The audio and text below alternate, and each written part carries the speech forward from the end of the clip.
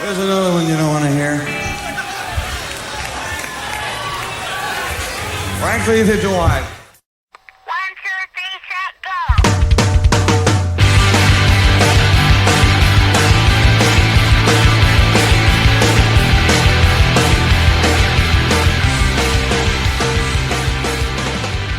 Hello and welcome to episode 119 of the Power Chord Hour podcast. I am your host, Anthony Merchant, here with you with the August 2022 rundown of the show. Hope you are doing great out there. I cannot believe it. We're at another end of a month, and I gotta say though, I mean, it feels like not too long ago I was doing that last rundown, and I guess in a way it was, because that last one we did for July, very, very late. I believe it was, we were talking all about July, but I think I got that one out, I think it was like August 4th or something like that. I was rushing to get to Virginia and had a lot of stuff on my plate that week. So just really, really kind of a crazy rushed episode of that. So this time, get to sit here and talk a little more. I'm not in a rush to get to Richmond or anything like that. So if you I never know with these. I don't know the monthly rundowns. I enjoy doing them, and it kind of gives me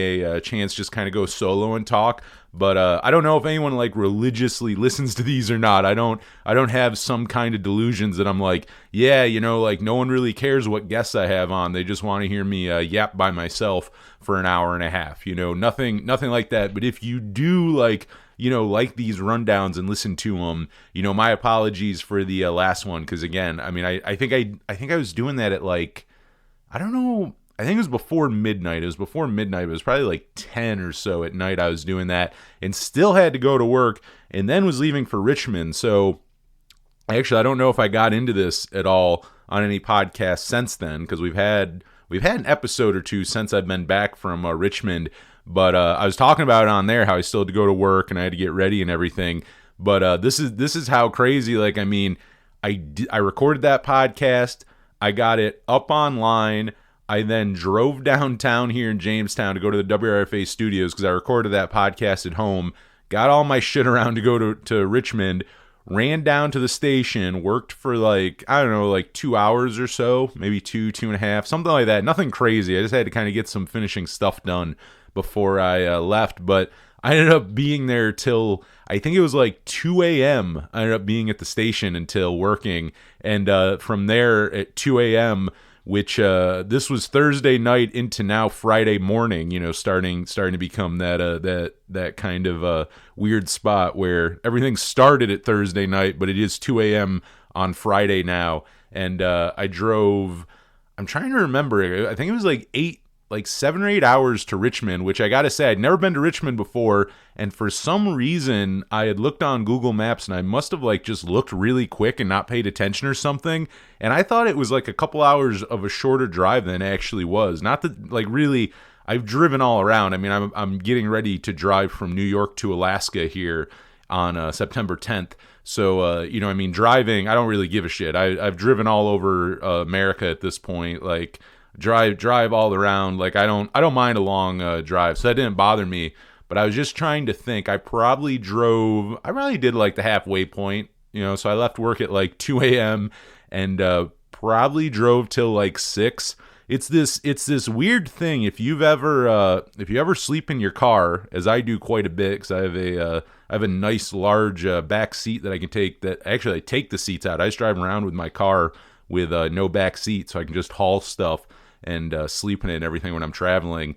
But the one thing about summer is the sun comes up quite early, and I always forget how early it comes up. But I was doing really good timing driving that late at night, but I wasn't even super tired. But at some point, because I knew I was going to be sleeping in my car, you got to think about when that sun's coming up. So it's I wasn't tired, but 6 a.m. was rolling around and the sun was starting to rise. So I kind of just stopped, and I'm the halfway point. I'm just all right, I got to sleep, because you got to, at least for me, I have to fall asleep before the sun comes up. As long as I'm asleep before that sun comes up, I'll go to bed for a while. You're not sleeping an amazing straight 8 hours, in the back of this car, but it's I get a good night's sleep, whatever. but definitely need to get that before that sun starts beating down on me. So, stopped, slept for a while, got up, and continued my journey to Richmond, and kind of just screwed around that the rest of that Friday. I did not realize either. I mean, talking about like now you realize it was like an 8-hour drive. I didn't realize how close it was to the Blue Ridge Parkway. That I was going right by it. I don't know how I didn't realize that, but I was like, I had no plans for it. I've been on the Blue Ridge twice. I've driven the entire thing twice, and I love it. I mean, it's a gorgeous, gorgeous drive if you've never done it, and great hiking, great view. That's what I love about it, though. Really, really good hiking, but also you can just jump on it and just go get some really nice views. Like this time, like I was getting to Richmond to go see Tim Barry that Friday night, and then a Vail play the next night with my buddy Matt. And shout out to him. I mean, it just such a great weekend. I'm sure I'll get further into that here in a second, but so got up there, went to the Blue Ridge Parkway for like I think I was on it for like maybe 2 hours, 2.5. Like again, just didn't know it was on the way, but I'm like, I can't not stop. Like, and at the time I was doing pretty good timing, so I'm like, all right, I'm gonna stop on the Blue Ridge Parkway. And like again, it was nice because it's like normally around there, it's like I want to hike everything, and it's like I didn't have time to do that, but I could drive, stop at all the pull-offs, get some really, really nice views, and enjoy it. So it was cool to get on there again. But I did that real quick, and then kept heading towards Richmond, and oh my God, I hit like honestly the worst rainstorm. I think I don't think I've hit a worse rainstorm than that. That was like couldn't see in front of me. I was on the interstate and like just hydroplaning like a motherfucker. Like I was trying to slow down because like it came out of nowhere, like clear as day. I mean, again, I was just on the Blue Ridge Parkway. It's not like I was up there and it was like storming. Like it was a pretty nice day. And then all of a sudden, just out of nowhere, like, going like 70, whatever on the interstate. And then that just hits and like you're trying to slow down, but it's coming so fast. And like I'm like hydroplaning, trying to keep control of the car and stuff. Like I eventually just had to stop. I went and shout out Wegmans. I found a Wegmans in which is so funny. It was a Wegmans I apparently had been to a few years ago. Last time I was on the Blue Ridge Parkway actually, and it was all coincidence. But like I stopped and I'm like, why does this look so goddamn familiar? And then I looked and I'm like, oh yeah, I was here a couple years ago buying groceries. Like okay, so there we go. But I ended up kind of hanging out from the rain there for a while. But then I had to eventually leave. And I let it die down. But like I had went from having enough time to get to Richmond for the show to then being like, oh fuck, like I'm gonna miss Tim Barry. So like I once it started like clearing up, I left. I kept going. But it was getting bad again for a while. It kept doing it. So my second stop, shout out Wawa. I stopped at a Wawa for a while and hung out as well. So just hanging out at some regional chains, waiting the rain out. But I ended up getting to Richmond like perfect timing. I believe there were 2 openers for that show, and sadly missed them both. And my buddy Matt was like speaking up really highly of the opener there. I cannot think of her name off the top of my head. Oh my God, I wish I had this in front of me.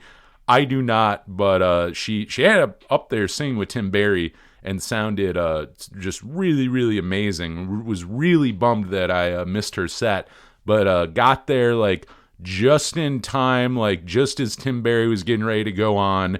I mean, probably like 5-10 minutes before he played, I'd say. And just got there, like basically got into Richmond, got downtown, found a parking garage like a block, actually not even a block over. It was like, I don't know, just like a turn, like you turn the corner and I was at the parking garage and parked there, got into the show, found my buddy Matt and his wife, like just like all coincidentally, like I kind of like walked up and I think I saw like the back of his head and like, or no, I didn't. What am I even talking about? I think I was like standing just right behind them. And I can't remember if he turned or I kind of saw like, then I think I maybe saw like the back of his head. I'm like, it kind of looks like Matt. And we were just standing right next to each other. So it was like, you couldn't ask for like better timing. Got in there. Tim started playing. Amazing show. He just absolutely killed it. And I loved it because he kept having all these different people come up and play with him. and just everyone sounded so damn good. And they were like, it was one of those things where it's really a testament to how good the musicians were, because it's like, I mean, I'm sure they rehearsed to a point, but it seemed like a lot of like, he'd be like, hey, so-and-so, like, come up for this song, or like play this on here, or come up and like, you know, throw some harmonies on this one. And like, they like at the drop of a hat just got up there and did such an amazing job. I mean, it was amazing to get to see him play and everything. And really, I gotta go further into his solo records. Like, I like Avail and I like Tim Barry, but like I gotta say, like, after seeing him and then seeing Avail the next day, I'm like, I like them, but I'm like, oh shit, like I think I'm really, really starting to get now. I'm like, I get why people really love this band. And yeah, that dude, same with his just his like solo songs. You know, there's those ones you'll hear live where I'm like, I'd never heard them beforehand, but I'm like, oh shit, that's a good one. And then like had to go find them after, and kind of just going off of a memory of like, you know, I don't know the name of that song, but I know I like, you know, like, I don't know, Google a couple words from the lyrics and stuff and find them.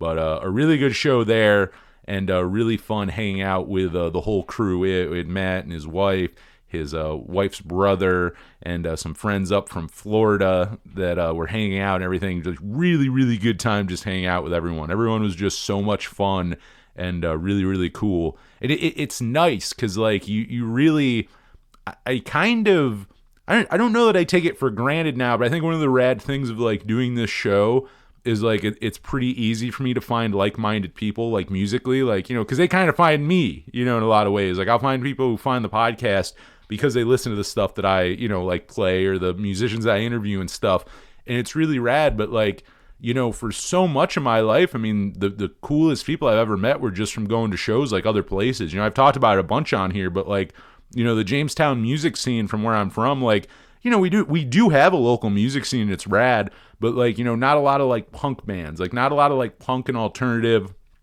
a lot more, like, on the heavier side of things, and more on, like, the jam band side, and, like, acoustic singer-songwriter, you know. And again, like, nothing wrong with any of those. I mean, I for WRFA, I mean, you know, I cover a lot of local music, so it's like, you know, we have a great local music scene in Jamestown. But, like, for me growing up, you know, for, like, punk shows and stuff like that, a lot of me going other places, you know, or going up to Buffalo or Erie or Pittsburgh or Cleveland or Rochester, you know, or making a further drive to Chicago or somewhere for a show. And, you know, you meet people there who I've never met anywhere else, where you go, like, you know, you do both know that kind of obscure pop punk band from the early 2000s, or this one-off, you know, side project from this one guy, and they made like one album, never did something again. And, you know, it's like conversations you can't really have with someone you just meet on the street. It's not something just someone you randomly meet would probably know.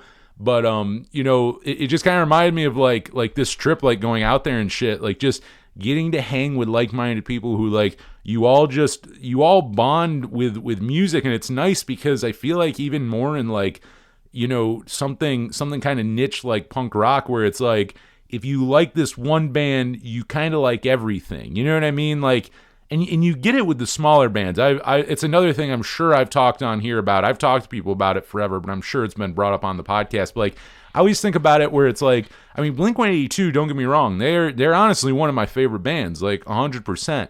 But, like, Blink-182 are interesting because, like, and I mean, really any big band, it's not just them. I think of them because, you know, they're one of my favorite bands. But, like, just because someone likes Blink, there's a lot of people who might like Blink-182, and we can agree on that, but agree on nothing else. Like, you know what I mean? Like, we might like that, but they might like, it doesn't automatically mean that they like pop punk or this or that, where, like, if you like a band like Avail, it's like, okay, you like that band, then you probably like A, B, C, and D. You know what I mean? Like, you can kind of go into that thing where, like, you know, that's why I always think, like, Fest does really well. That was one we talked about a lot when I was down there, and I think Avail might even be playing that this year. But, like, Fest is always good because I'm like, if you like, I feel like no one would go there and only like three bands. Like, if you like a couple of the bands on the Fest bill, you're going to like all of them. Like, I mean, you've probably heard of them, but even if you haven't, you're going to like anything you go see there. You know what I mean? It's one of those things where it's like, are there a million people there? No.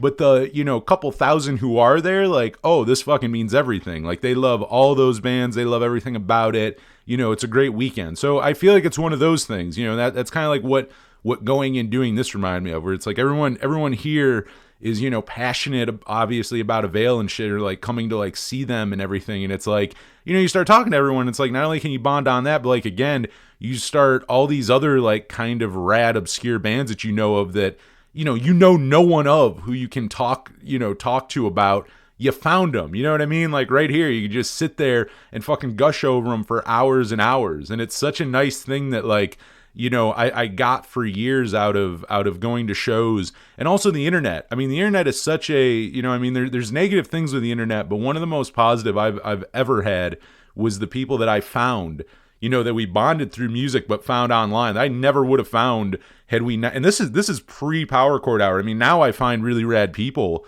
I can meet rad people just like right on like, our social media and stuff. But like, I just remember in college, like bonding and meeting friends and stuff just on like Twitter because we liked the same music, and it's like, and then I would like go places where it's like, oh, like you live in this city. It's like, I'll come to that city and we'll go see this band, or we'll go, like just different things like that. Even, actually, I mean, Kyle and Zach, actually, both of them who have been on the show, Kyle Steven and Zach Gorshevsky, who we've not had on a long time, but I promise we will have on sometime soon. I was going to have Kyle on over the summer, and our schedules just didn't line up, but don't worry, we have not abandoned them. You know what I mean? They were on for so many episodes the first couple years of the podcast, and this year, kind of, well, not even kind of, they haven't been on at all this year.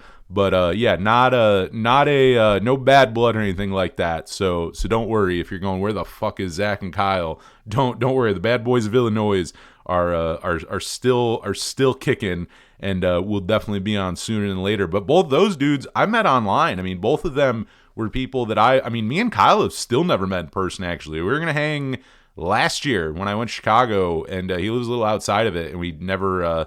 Ended up again just never being able to. I mean, me and Zach have hung out a couple times. I've hung out with his family. Like I've went to dinner with his parents. Like I've pet his dog and shit. Like all that good stuff. And it's like you bond over music. You meet each other online, and it's like you like the same music, and you start talking about shit that, again, like you can't just walk into a coffee shop and randomly talk to a person about, the band Knockout from Chicago and how they should have been as big as Fall Out Boy, circa 2003 kind of thing. Like, you can't do that. You got to go find those people. And the internet, definitely did that. And before, I wasn't around for it, but like even when I talk to people and, you kind of go like, what did you do pre-internet? But it's like, they had that with even things back in like the 80s and 90s with like, writing to each other, finding each other in like zines, or like, just again, good old going to shows, meeting friends at concerts and shit like that, go see No Use for a Name when they play your town. And then, you meet someone there in a, I don't know, Lagwagon hoodie or some shit. And you go, nice hoodie. And then you start talking, and it's like, you both like 20 different of the same bands. And, it's magical stuff. So, I mean, I feel like there's probably always kind of been something, but like, anyone listening to this, again, I'm sure can relate to all of this, because you're probably also concert goers of the, kind of punk rock type, and know what I'm talking about, like niche bands and stuff like that, where it's like, you can't, you're not just going to find someone on the street. Maybe you will, and that's really rad when that happens too, but more than likely you're going to find those people at a show. So, yeah, so I got to kind of talk to people like that while I was up in Richmond, and just such a really good time up there. And again, I've spent time in Virginia for sure, not far from my first time there, but I'd never been to Richmond before, and had a really good time. I mean, kind of getting back, like as I was like telling you, like the craziness of getting up there. I was in Richmond for all of, I can't remember. I did the math the one day. I wasn't even in Richmond for 48 hours. So I got to Richmond Friday night around 7 o'clock for the Tim Barry show. And then the next day, Saturday, Avail was playing over the James on, I believe it's called Browns Island. And like a little park they have there, or really a little island, because you had to get over there on a little like walk bridge. But they went in and played there, and it's like a mini fest. I mean, there were like 6 bands on that. I cannot remember all of them. There was Ceremony, Cave In, Quicksand, which I was excited for Quicksand. I I'll be honest, like besides Avail and Quicksand, I really wasn't familiar with the other bands, but Quicksand and Avail I was looking forward to a lot. I mean, really, like Quicksand, really, really looking forward to, because I was going to go see them anyways in Buffalo. I think they're playing in October, I believe. I can't remember the date now, but holy shit! I mean, Quicksand were amazing, and so were Avail. I mean, they were both so goddamn good. I mean, I'd never seen either live, and like, Quicksand was one where I was like, I never seen them live, and I'm like, you can just tell they're like, oh, that's a band to see live. Like, that's a band that, like, I bet they've converted a lot of fans who just saw them, at a show, like had never heard them before, but saw them at a show and was like, oh, I got to get into this. And my God, they were fucking amazing, like really, really cool. And same with Avail. I mean, they I don't think they played no, they didn't play all of Over the James, but they had to have played just about every song off of it.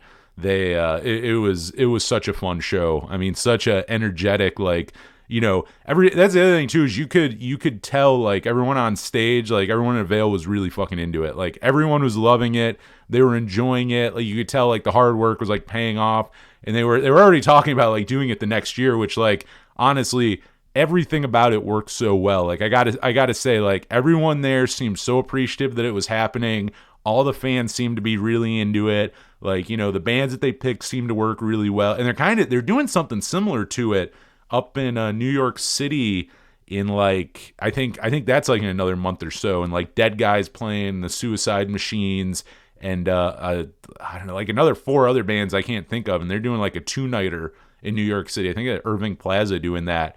But like, yeah, they were always talking about next year doing another Over the James show, and I'm like, that should be a yearly thing. Like, I think it's cool to see bands doing things like this. I had Mark McMillan on this month from Hawthorne Heights and the Story Changes, and they just did their two of the 3 is for Lovers festivals just over this weekend here, and I was looking at video and everything, and they looked really, really cool. The Kansas and Colorado ones looked like they went off really well. Like all the video is really good. Funny enough, most of the footage I think I was seeing was from Laura Jane Grace. She played Kansas, and she put up some videos of like Hawthorne Heights playing and Thursday, and just really good. Everyone sounded really good. And I mean, just curated really well. Like I really like these. I kind of say they're in the wake of Warped Tour, because I think it was something you didn't see so much beforehand. I don't know. Maybe some will argue it has nothing to do with that, but like, I just feel like the void of festivals, you're seeing bands now do these where, like, they'll do a 1-day fest or a couple-day fest and stuff, and like, they curate it. It's bands they've played with over the years, kind of mixed in with bands that influenced them and stuff. Like same with the Is for Lovers Fest, and I'm like, they're playing with all their contemporaries, and all the bands who, if you like Hawthorne Heights, I mean, Bayside, Silverstein, Senses Fail, the Red Jumpsuit Apparatus, like all those ones they're coming up with, but then also having like Laura Jane Grace playing, and having Newfound Glory playing, and having the Descendants playing and stuff, and like the bands who you grew up listening to. Like, I think that's really rad. I like seeing more and more of that, and obviously I feel like the most obvious one with a Punk and Drublick, them doing that, they've made that now. I mean, goddamn, I went to it in 2018. I think that was the first year they were doing it, if I'm not mistaken. So I mean, at the very least, they've been doing it 4 years, maybe even 5 or so. I might even be leaving a year or so out there. But yeah, I'm about them. I enjoy them, and like, it's if you go to them, you kind of know that it's going to be, that you'll probably like what it is. You know what I mean? Like if it's curated by that band and stuff, like I think they're going to get it, and it's kind of like a celebration and a retrospective too, because it's like you're playing with a lot of bands who you played with over the years, and again, your influences and stuff. So I'm all about that. I really like seeing it, and like I thought too, like, going back to Avail, like just really, really well put together. Everything thought out in a way of like, okay, what would our fans want to see if we were doing like a little mini fest in a park, on a nice summer day, and it's like, this is it. And it was really, really rad. And then nice too after getting to end it all by going and just the fucking roaring James River was simply amazing. That was really cool to see after. You get all this, get hit in the face with all this punk rock, and then head on over to the other part of the park. It's like it's right on. I mean, it's right on the river, and just getting to see the James River and everything, really really cool. And shout out to Vinyl Conflict, which Matt sent me over to. And what a great record store! That was really rad. I got some good cassettes. I got a Vinyl Conflict shirt, which I absolutely love. I don't even know that I can do it justice trying to explain it, but really really good shirt. I think the back of it says "Too legit for cheesy shit," and and the front of it has the dancing or the laughing cow. Whatever you call it, with the no, but it's like the Bad Religion crossbuster thing. Or the no smoking. I don't know. I can't think of the actual word of it, but one of those things are over the laughing cow, and it is a great shirt that I also think I might have to get it tie dyed soon. I don't wear a whole lot of white t-shirts, so I'm gonna have to tie dye that shit. But really fun going there and just hanging out. So we did the Avail show. And then went out, partied a little bit with everyone, and then I left at 2 a.m. Saturday night into Sunday morning. So if you're keeping score, I got to Richmond around 7 p.m. that Friday, hung out all day Saturday into Sunday morning at 2 a.m. and got my ass on the road and started heading home, and was back in good old New York State on Sunday at like 5 or 6. Sometime in the evening I got home. And really, really quick just trip up there, had my fun, and just came on back. And then also I forget how big Pennsylvania is as a state, because I mean I'm right on the border. Like Jamestown, New York is like right on the border. Like I'm literally, if I want to be in Pennsylvania, all I gotta do is drive 15 minutes and I'm in PA. So coming home, I went through Pennsylvania. And fuck, you forget how big that state is. Like I was hitting parts of it I don't know that I've ever hit before. And I travel a good amount. I mean, I'm going to Alaska because it's my last state I got to hit. I mean, I go all around quite a bit. And even I forget. I'm like, there's parts of Pennsylvania I'm like, I don't think I've ever been here. Like a lot of times I hit places like that Wegmans I was talking about. I'll go somewhere and go, oh, I've been to this Wegmans before. This fucking Casey's gas station. Like, I've been here like 3 times kind of thing. And then here I'm like, oh no, I've never been to this part of PA. But that was just such a fun weekend. Definitely one of the highlights of the summer. I've said it on here a lot, but saving up for Alaska and everything and kind of rationing my shows for the summer. I got some good ones in, but I didn't go to tons of them. But that was a really fun one. That was, I was trying to think too, like, I feel like I'm forgetting a couple, but I got to see Jeremy Porter this summer up in Buffalo, Hot Rod Circuit and Taking Back Sunday when they played Buffalo, Avail and Tim Barry, nice, double header there, Friday and Saturday in Richmond. And, got to see the Flatliners, my buddy Joey Cobra. We went and saw them back in June. And, there's a couple others I'm forgetting. And there's some local ones, too. I did Whirlybird Fest, which is a local fest here in Jamestown. I did end up getting to go to that. It was a nice mix because they had comedy, music, art, and all that. So, got to take some comedy in along with some good local music. So that was fun. I got to see some rock band, some nice local rock bands there. And like I was saying, I mean, we do have a good local scene here. I try to like highlight. I mean, obviously Joey Cobra is on here a ton, and I play him a lot. But try to highlight more of the local scene to kind of let you know what's going on in Jamestown if you're ever kind of curious, like what music's like in my neck of the woods.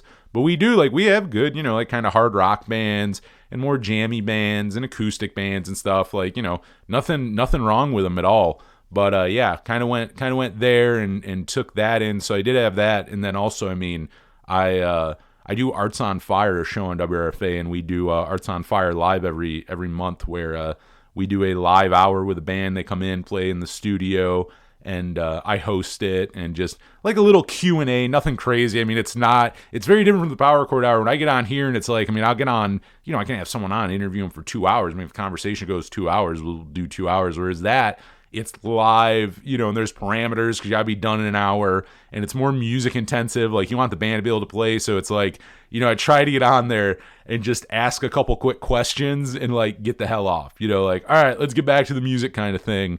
But it's really fun. But I'm very lucky with that because it's me and like the video crew. Like, we really don't have audiences in. We had an audience for one that we did a little while back, which I kind of liked. I kind of liked having the audience in there, but at the same time, it's kind of neat when it's just me, the band, and the video crew. And, when I'm done, like, here's the band, it's like I just kind of go hang out behind the cameras, and I literally, like, just it's me and, like, the 2 or 3 people working the cameras and lights in the room, and it's just the band playing to, like, 4 of us, and it's really cool. I mean, I don't know for the band. I think it's weird, and a couple of them have kind of... I give them credit because it's funny to watch. Like, it's normally the singer's job, but like, there's no audience and we're not clapping. Like, like I myself am not going to clap, or the video the video crew, it's just a live performance. But still, there's that in between songs, and it's very awkward because you don't have people cheering or anything. It's just silent. But I give props to them because it's funny because you watch normally the singer kind of flail and go like, oh wait, like we, like you don't want dead air. So like, they'll start talking and stuff like it's a, like they're playing a bar or something, talking about like, this next song's about so-and-so or this or that. And you kind of make it like a VH1 storytellers kind of. And I really like it. But like, again, it's funny watching them, kind of in real time because it's live, just try to figure out what the hell to say, I mean, mine's kind of the same thing. I mean, I don't really write out a script or anything. It's kind of just ad-libbed off the top of your head, I mean, you write little bullet points and go, hey, make sure you mention this and this, but it's just kind of getting in front of the camera and just being like, okay, like we got this and that and stuff. And, I mean, I have the interview questions ahead of time. I do have that part, but, sometimes I'll try to think of a question while I'm up there. But again, like, I'm trying to do it real fast, so it's not like on here where it's like if I can think of a follow-up question, I'm going to ask you the follow-up question. On there, it's kind of like ask the question and get the fuck on to the next thing, but it's very fun to do as well. But I've gotten, just thinking about like concerts and stuff, I've gotten to see some really rad groups come play there to like, again, just me and the video crew. So that's always really fun. So, I didn't get a million, shows in this summer, but I did get some pretty fun ones in. I am sad though, because September, there's some great shows going around, playing like all around the area here. And, I'll be in Alaska. So, I mean, which, look, I'm not complaining. I'm going to fucking Alaska. So that's pretty rad. Like, I mean, I can't say that like it's a bad thing. I'm stoked I'll be there. But, like missing, I'm leaving like the same day is for Lovers Fest and 4-Chord Music Fest and a bunch of other ones. I think I will be able to catch Hawthorne Heights and Story of the Year next month or next week at the Town Ballroom in Buffalo, which would be rad. I don't even remember the last show I saw at the Town Ballroom because I was thinking about it. And because they have a smaller room, there's a Town Ballroom, and then there's like, I forget what it's called, the Leopard Lounge or something. It's a cool room, but it's the small, Town Ballroom, say, is like 800, 1,000 cap. The side room is probably like 200 cap kind of deal. But like, I was thinking about it, and the last couple shows I saw there were in the small room. Like the last show that I ever recall seeing at the Town Ballroom was in that small side room, and it was John K. Sampson and Craig Finn. And that was like October of 2017. So that was 5 years ago. As far as seeing a show in the big room, I don't even remember. Like, I honestly can't recall. I know I went there in 2018. Yeah, 2018 to see, it was Less Than Jake, Real Big Fish, and Direct Hit. And I was supposed to be, I can't remember whose guest list, but I was supposed to be on one of them, getting that sweet, sweet radio comps. Thinking I'm going to get in and see them for free. I drive 90 minutes, and this is a sold-out show. That's the other thing. I'm cheap, but I would have bought a ticket. But they're like, yeah, you're not on the guest list. You're not on any of these guest lists or anything. And it was like, oh, fuck. And it's like, I didn't know who to contact. But I mean, I could contact the PR guy, but it's like, he's going to answer an email in real time. Just like, fuck it. And I ended up leaving. But yeah, that was sad because I really wanted to see that show. And I couldn't even buy a ticket. You drive like 90 minutes. It's like, I don't care if I'm not on the guest list. Like, here, let's buy a ticket. It's like, no, you can't do it. It's sold out. So it's been a very long time that since I've been to a show up there. I'm not sure if they're playing the big room or the small room of the Town Ballroom, but I'm thinking I can go catch Hawthorne Heights and Story of the Year before I leave, which makes me stoked. But yeah, just kind of doing that, getting ready for Alaska. It'll be 3 weeks. I have a week to drive there, a week to hang out there, and then a week to drive back. And looking forward to it. And I'm gonna go hang out with my buddies in Minneapolis before I head over into Canada via North Dakota.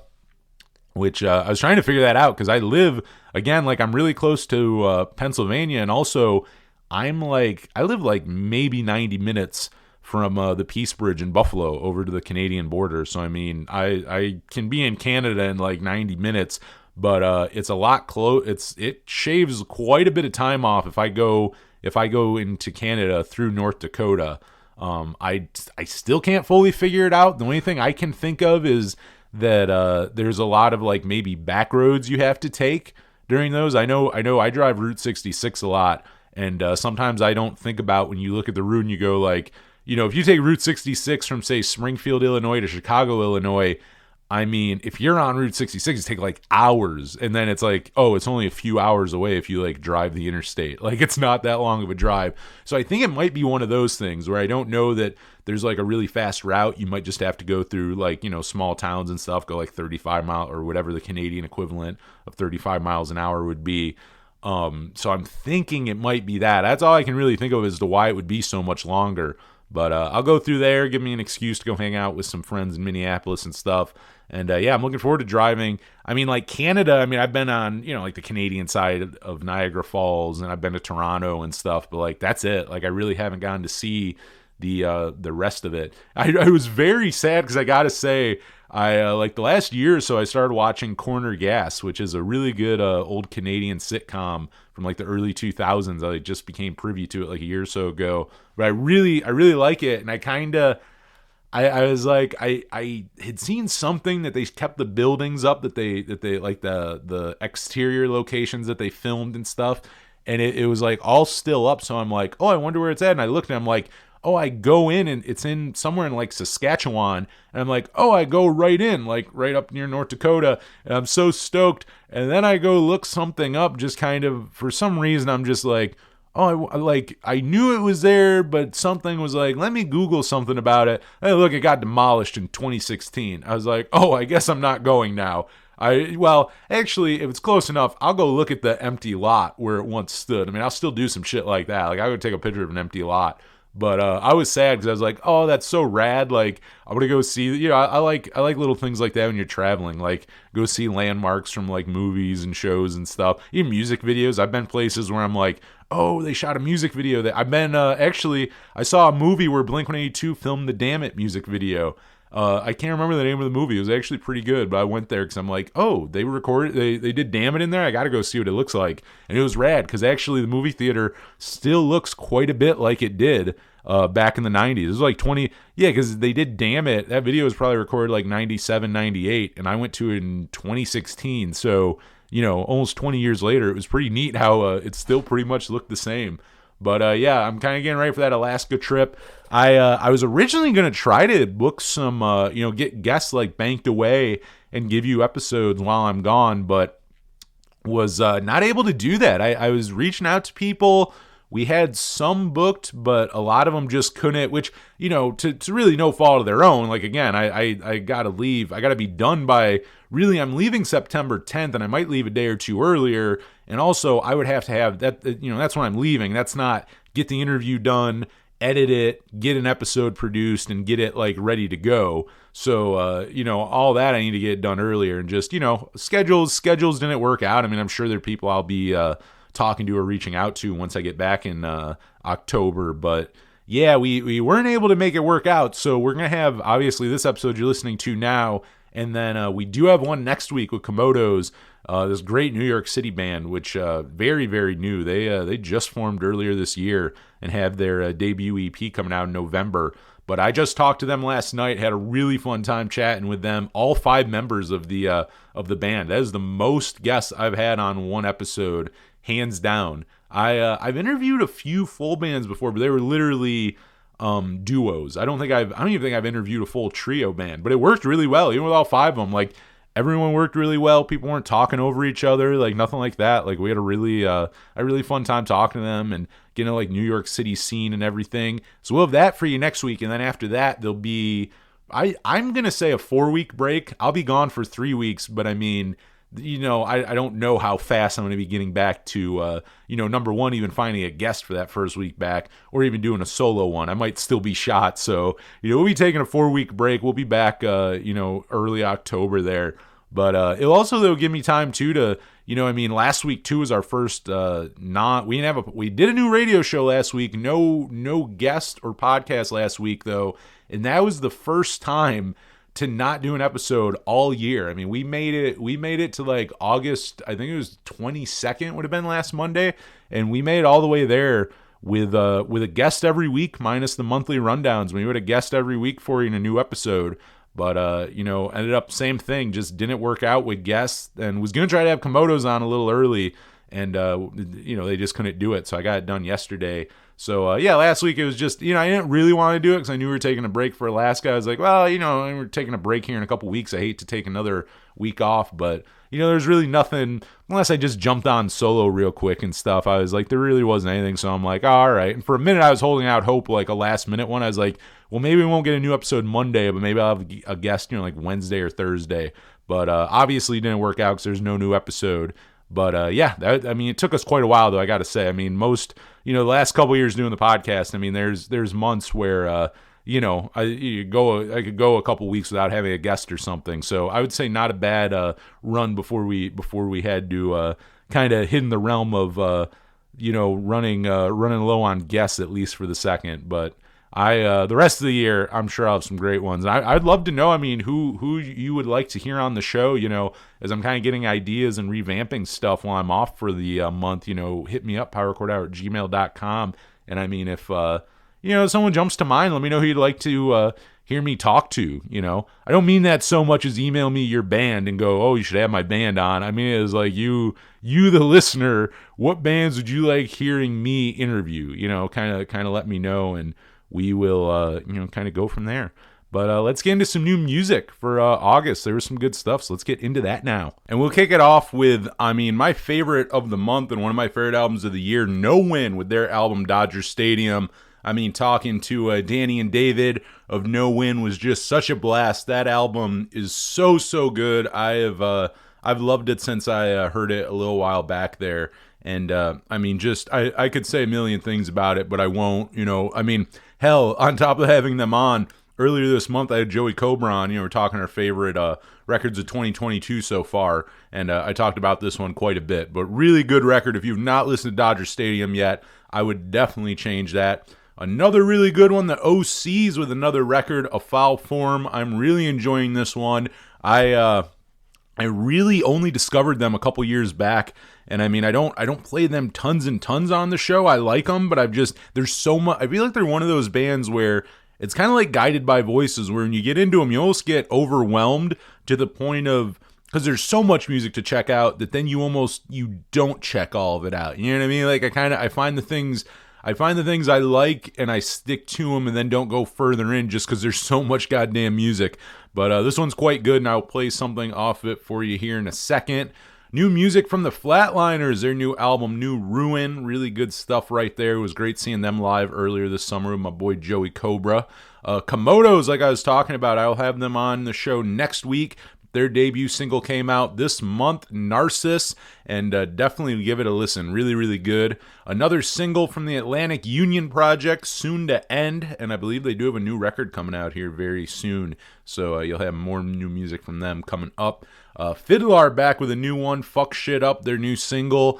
I don't know, I've seen some people really, really like it. I'm kind of like, I'm on the fence about it. New Fiddler music, I wanna let you know about it either way. But I'm kind of like, I was in a way hoping for like more of the early stuff, but kind of more, I feel like, in the vein of that last record, Almost Free, I believe it was called, from 2020. I wasn't as into it. It was kind of like I feel like the Beastie Boys have always been an influence on them, but like, kind of, they're almost going for the Beastie Boys thing. I'm like, but you guys aren't the Beastie Boys. But still, not an awful song. You should listen to it if you're a Fiddler fan. I don't think the song is going to change your opinion on the band if you didn't like them before. But I think if you like them, there's something there for you. So there's a single, and I'm sure they'll have more sometime coming up. The early November put out a new single called Dennett, and it is off their new album 20, which will be coming out this October on Pure Noise Records. Pretty good one there. I mean, I know this song as well as the rest of the album are like old, I think, songs that were either, actually, I don't know if any of them were completed. They're all kind of like in the demo stages and stuff. And I mean, there's like, rough recordings that have kind of floated around the internet now for like 20 years. But this is them giving them actual, the full studio treatment, studio recordings, fully produced and all that. So it should be interesting to hear the whole thing. But that song's really damn good. So, kind of the same thing like with Fiddle Arts, like with the other November. I mean, it's not going to, I feel like change the world. But if you're an early November fan, I mean, goddamn, it's a good song. And Tim Barry, I mean, just talking all that, Tim Barry and Avail, he just put out a new record called Spring Hill. I'll play something for you off that here in a minute. Our buddies in Armor for Sleep have a second single off their upcoming record out September 9th. The new single, Whatever, Who Cares? And that one also has a music video. So music video and single. They also put one out last month. So some new Armor for Sleep, and my God, is it good stuff. And the Interrupters, they got a new one, which I've been waiting for since 2018. Their new record, In the Wild, is out now. And we'll kick off this little block of music here right now with something off that. This is the opener, Anything Was Better, right here on your August 2022 rundown of the Power Chord Hour podcast. Right here on the August 2022 rundown of the Power Chord Hour podcast, that was Tim Barry with Cab 13 off his new album Spring Hill. Before that was the OCs with Social Butt off their new album A Foul Form. And opening up that block of music was the Interrupters with their album opener Anything Was Better off their new album In the Wild. All right, a few little pieces of music news, and then we'll be done with this one for you. Our friends in Cluttered are getting ready to release a brand new EP. They announced earlier this month they have a new EP coming out. Transgender Dystopia Blues will be out October 6th.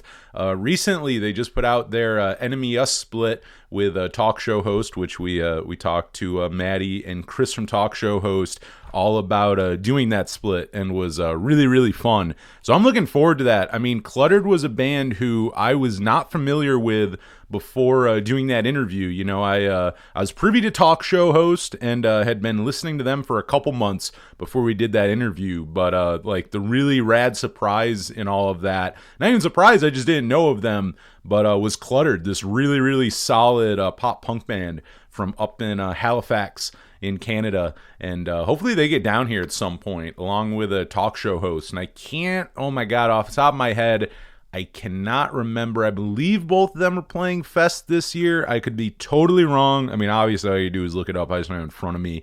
But I'd love to see both bands, Talk Show Host and Cluttered. But I'm looking forward to this. I mean, Maddie Grace is a prolific songwriter. I mean, on top of just writing all these Cluttered songs, I mean, they've only been a band for like either 2020 or 2021 they started, and they already have, this is like their fourth EP or something. And Maddie, I know also she just started another band and has like a million other side projects. I think she kind of will play with it, you know what I mean? Kind of also do kind of the Mikey Erg thing where you like will play with everyone in the sun, under the sun. So really rad. She's kind of like Canadian Mikey Erg in many ways. Another guest of the show this year, and I know he's playing Fest as well. But yeah, I mean, I'm looking forward to that. People, I see this argument a lot.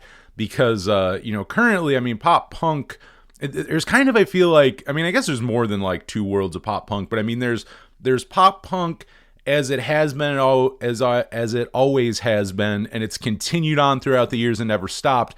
And then there's like the pop punk that is like kind of come back in the mainstream, the Machine Gun Kelly kind of pop punk, if you will, that like, is really...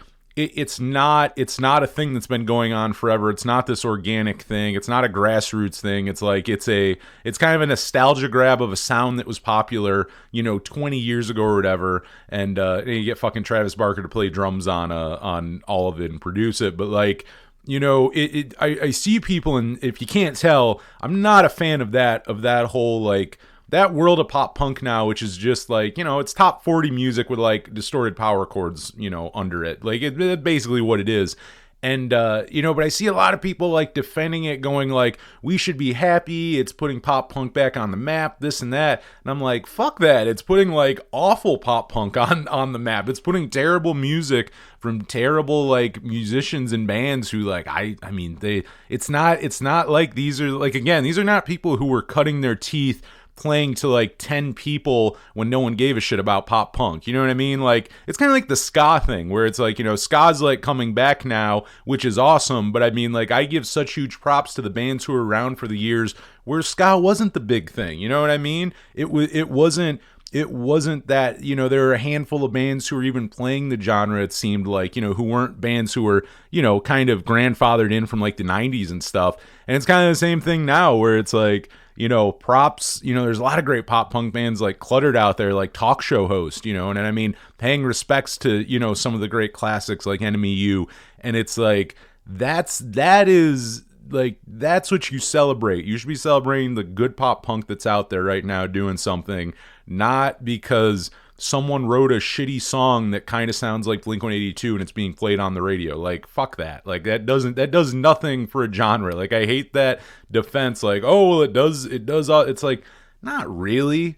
I mean, like, sure, I'm totally with you. Maybe someone will use that as a gateway and will then get into punk rock. And if that's the case, then that's rad that was a vehicle that could get people to. But like, again, it also doesn't mean that you need to celebrate somebody writing really, really shitty music, that just so happens to be popular. Like, I don't know, that's a weird one. It's also kind of sad because I forget who now, but someone just released an album. I don't know their name, but I know they kind of had a bunch of like singers kind of from the scene and kind of like the early 2000s pop punk world playing on there. And I mean, I know that's real specific because a new album comes out every month that is like that, but like I just heard something off and I'm like, this is fucking awful. Like, people are like again, like everyone's like, oh, you shouldn't be negative about this and like blah blah blah about pop punk, and it's like, no, not really. This isn't like, it's something different. You know what I mean? It's something totally different. So fuck that shit. Go listen to the new Clutter EP because I know it's going to be dope. And also, I mean, go look up like the 1,000,002 bands that Maddie is in because she's always just fucking doing something new, and it's always really good too. It is always good stuff. So I'm happy that I'm now privy to Cluttered, and I can also let you in on them. So they're a little nice music news. Another one, and I think this is interesting, talking more of, polarizing things. Jerry Only of the Misfits, he has announced that he'll be releasing his debut solo record called Anti-Hero on October 28th. I mean, what could you release in another month via Misfits Records? And it's hard to believe, but that is going to be his first solo album. I mean, after all these years, obviously he took over singing duties and, really, I guess, songwriting duties as well for the Misfits throughout, like the 2010s and I guess in the 2000s and stuff before that. But I don't know. It's like some people have seen kind of, talking a little shit on it or whatever, as people sometimes do with the Misfits and including post-Danzig era Misfits. But like, I'm actually kind of excited to listen to this album because, in my opinion, if you listen to a lot of the Jerry Only era Misfits, like, maybe I'll get shit for this, but like, it's not that bad if you like if you want Walk Among Us, if you want it to be the Misfits, that's the problem. It's not really what we know and love as the Misfits. I honestly think it's one of the biggest problems. If it was just Jerry Only kind of doing his thing on the side, I honestly think people would like it a lot more. Like, I mean, is it groundbreaking? Is it revolutionary? Is it as good as Static Age? No, but like, there are good songs on like The Devil's Rain and stuff where I'm like, I mean, if this wasn't billed as the Misfits, I think people would enjoy it. Like, I think people would like it as something that, is influenced by it or by the guy from the Misfits kind of thing. I mean, really, it's kind of like with Doyle. I mean, Doyle obviously has his career and, puts out music and stuff besides just in the Misfits.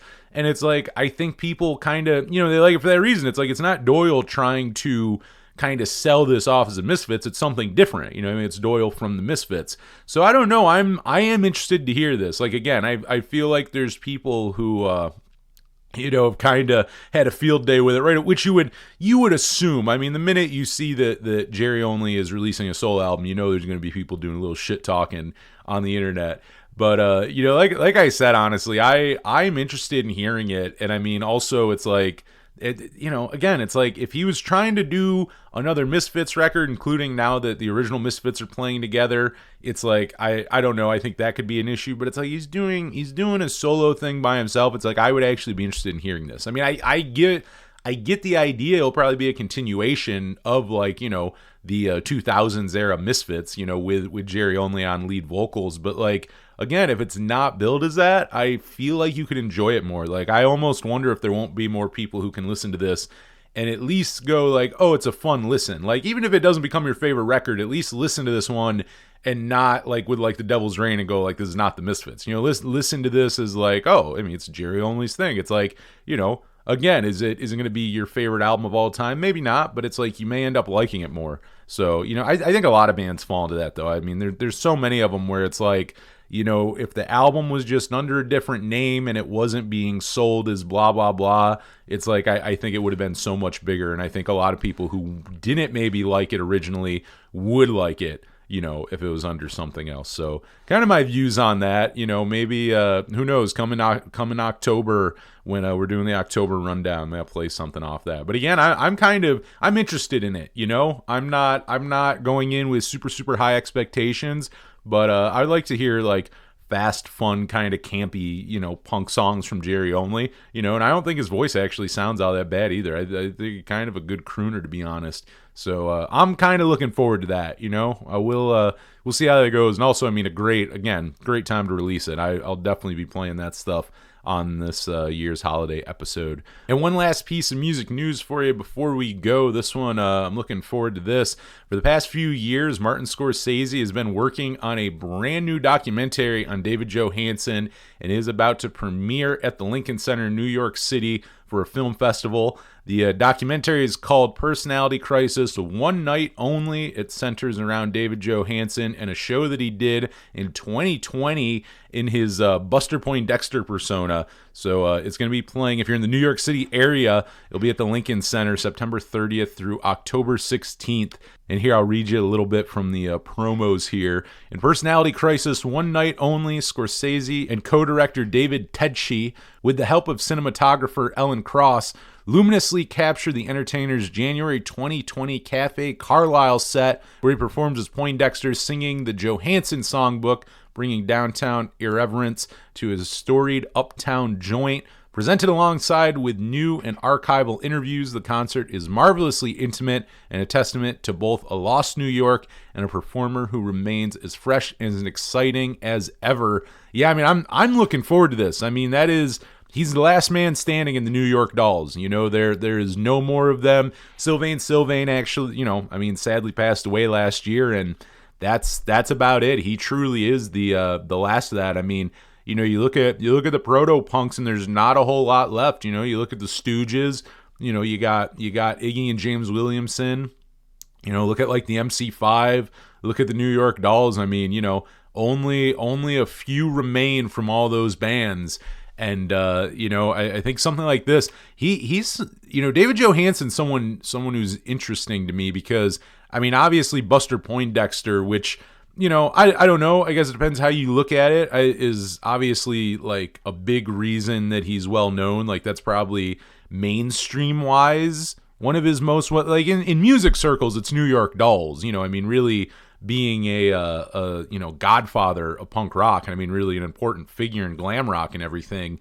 But Buster Poindexter, obviously from the mainstream perspective, I mean, sold a shit ton more as well, hot more than anything that the New York Dolls ever did. But I mean, like, one of those people where, like, I mean, he had some mainstream success with that, but like, as far as the side of we need to give him more credit and he should be probably highlighted more as, like, I mean, again, someone who was really a part of something really, really important in music.